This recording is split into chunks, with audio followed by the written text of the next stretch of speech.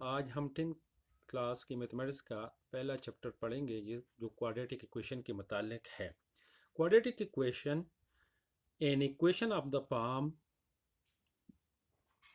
ax square plus bx plus c is equal to 0 where a b c are constant and a is not equal to 0। ऐसी एक equation a x square plus b x plus c की शक्ल में हो और इसमें ये A B C constant होंगे, ये एक्स स्क्वायर और ये वेरिएबल होंगे और ए हमारे पास ज़ीरो नहीं होगा, बाकी बी ज़ीरो हो सकती है, ये भी ज़ीरो हो सकती है। That is 3x² plus 5x plus 7 ये हमारे पास क्वाड्रेटिक इक्वेशन है। इस तरह से 9y² प्लस 7y प्लस 8 ये दूसरी क्वाड्रेटिक इक्वेशन है हमारे पास। इस तरह से हम और भी क्वाड्रेटिक इक्वेशन लिख सकते हैं। क्वाड्रेटिक इक्वेशन की हल, हर क्वाड्रेटिक इक्वेशन की यानी इनकी सोल्यूशन दो होंगे, सोल्यूशन टू सोल्यूशन, इनकी सोल्यूशन टू होगी। और वो सोल्यूशन हम किस तरह से मालूम करेंगे, तो इसके लिए तीन तरीके हैं। तीन तरीकों में पहला तरीका हमारे पास जो सबसे आसान है वो है फैक्टराइजेशन। फैक्टराइजेशन का मतलब है कि हम किसी इक्वेशन को छोटे से छोटे हिस्सों में तकसीम करें और इस बिना पे फिर उसके में हम फैक्टर मालूम करें कि ये इसके फैक्टर कौन कौन से हैं। जैसे कि ये एक मिसाल है, x² plus 5x plus 4 is equal to 0। इसकी हम फैक्टराइजेशन किस तरह करेंगे, तो इसके लिए सबसे पहले हम इस 4 और इस x² की अददी सर को हम आपस में ज़रब देंगे, जैसे 4 और 1, 4 ज़रब 1 4। अब हम दो इस तरह से हिंसे ढूंढेंगे जिनके हासिल ज़रब से 4 आता हूँ और जमा करे उन दोनों को या मनफी करे उससे 5 आता हूँ। तो ज़ाहिरी बात है जब 4 और 1 को हम जमा करेंगे, ज़रब देंगे तो 4 आएगा और 4 को हम 1 के साथ जमा करें तो पाया जाएगा। तो इस तरह से इस 5 के हम फैक्टर करेंगे, इसके फैक्टर आएंगे x² plus x plus 4x plus 4 is equal to 0। अब हम इनकी मुतरतिब जोड़े बनाएंगे इस तरह से ये दोनों। अब इन जोड़े में कामन है x, x प्लस 1, इससे कामन लेंगे x तो x आएगा, इससे कामन लेंगे तो 1, इन दोनों में कामन 4 आएगा प्लस 4 तो x प्लस 1 ये भी आएगा। अब अगर ये फैक्टराइजेशन हम ठीक की होगी तो ये दोनों चीज़ें एक जैसे आएंगे। अब यही इनसे कामन ले ले, x प्लस 1 दोनों में कामन है तो ये x प्लस 4 आएगा is equal to 0। x plus 1 और इंटू एक्स प्लस 4 ये 0 के बराबर है इसका सिरे ज़रब, तो या x प्लस 1 0 होगा या x प्लस 4 0 होगा। x प्लस 1 अगर 0 के बराबर है तो x हम इस तरफ ले आए मसावत के तो -1 हो जाएगा। x प्लस 4 अगर 0 के बराबर है तो 4 को उस तरफ ले जाएं तो x इज इक्वल टू -4। अब इन दोनों का हासिल ये इन दोनों का हल सेट जो है वो -1 और -4 है।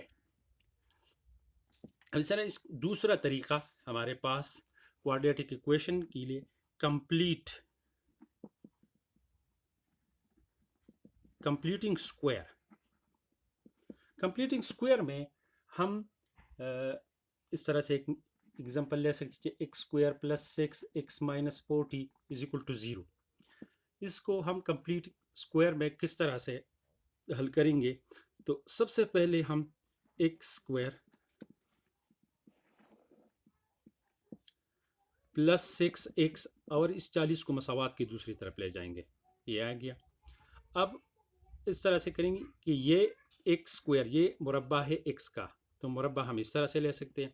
ये 6x किसी का मुरब्बा नहीं है, ये किसी का मुरब्बा नहीं है तो ये दुचन होगा, ट्वाइस होगा। ट्वाइस हम इस तरह से 2 इंटू फर्स्ट एलिमेंट, और अब इन दोनों को ज़रब किस हिस्से से दे दे कि इसका हासिल ज़रब 6 आ जाए, तो ये 3 से ज़रब दे तो इन तीनों का हासिल ज़रब 6 आएगा।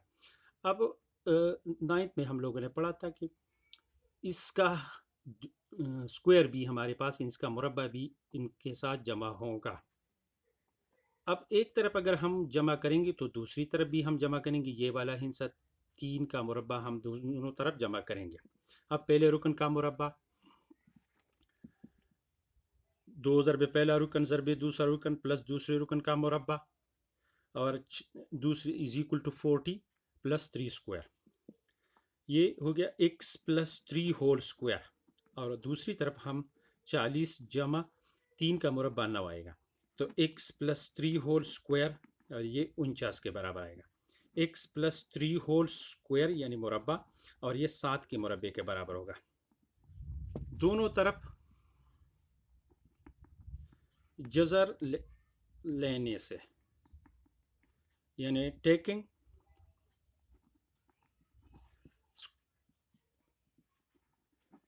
Square root x plus 3 whole square, इसका जज़र इस तरह से हम ले सकते हैं, और दूसरी तरफ 7 स्क्वायर का जज़र हम इस तरह लेंगे। ये एक दूसरे के साथ ख़त्म हो जाते हैं, तो x प्लस 3 इस तरह से आएगा। ये एक दूसरे के साथ ख़त्म हो जाएगी, तो इसके साथ प्लस माइनस 7 आएगा। अब x plus 3 is equal two plus 7 के बराबर भी हैं, और x प्लस 3 हमारे पास माइनस 7 के बराबर भी है। ये 3 को इस तरफ ले आए, तो x is equal to 7 minus 3, x is equal to 4, और इस दूसरे में x प्लस 3 माइनस 7 के बराबर है, तो x is equal to minus 7 minus 3, x बराबर होगा माइनस 10 का। तो इनका सोल्यूशन सेट आ गया है 4 और माइनस 10, 4 और माइनस 10। ये कंप्यूटिंग स्क्वायर के ज़रिए हमने इनका हल सेट मालूम किया है। अब हम तीसरी जो है वो क्वाड्रेटिक फार्मूला है। सोल्यूशन मालूम करने के लिए तीसरा तरीका है क्वाड्रेटिक फार्मूला। तो क्वाड्रेटिक फार्मूला इस तरह से हो कि x हमारे पास है minus B plus minus B square minus 4ac जज़र के अंदर, और इस 2a। अब हम इसके ज़रिए एक मिसाल लेते हैं, जैसे कि ये x square minus 8x plus 15, ये वाला।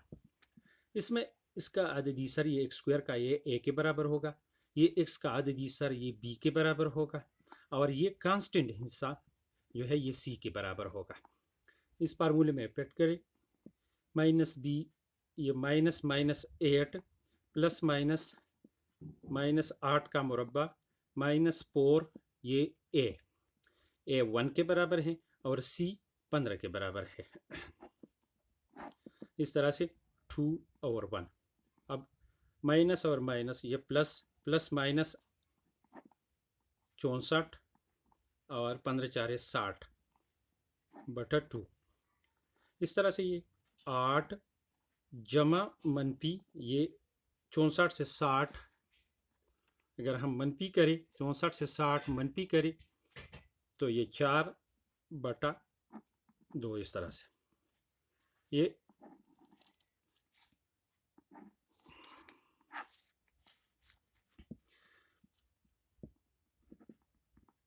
8 plus minus 4 under the root divided by 2, x is equal to 8 plus minus 2 by 2। ये 4 को अगर हम जर से निकालेंगे तो ये plus minus 2। x is equal to 8 एक मरतबा प्लस और दूसरी मरतबा 8 माइनस 2 बाई 2, ये 10 by 2, no x is equal to 5, और ये x is equal to 6 by 2, यानी x इज इक्वल टू 3। यूँ इसका हल सेट 5 और 3 आ गया। Thank you.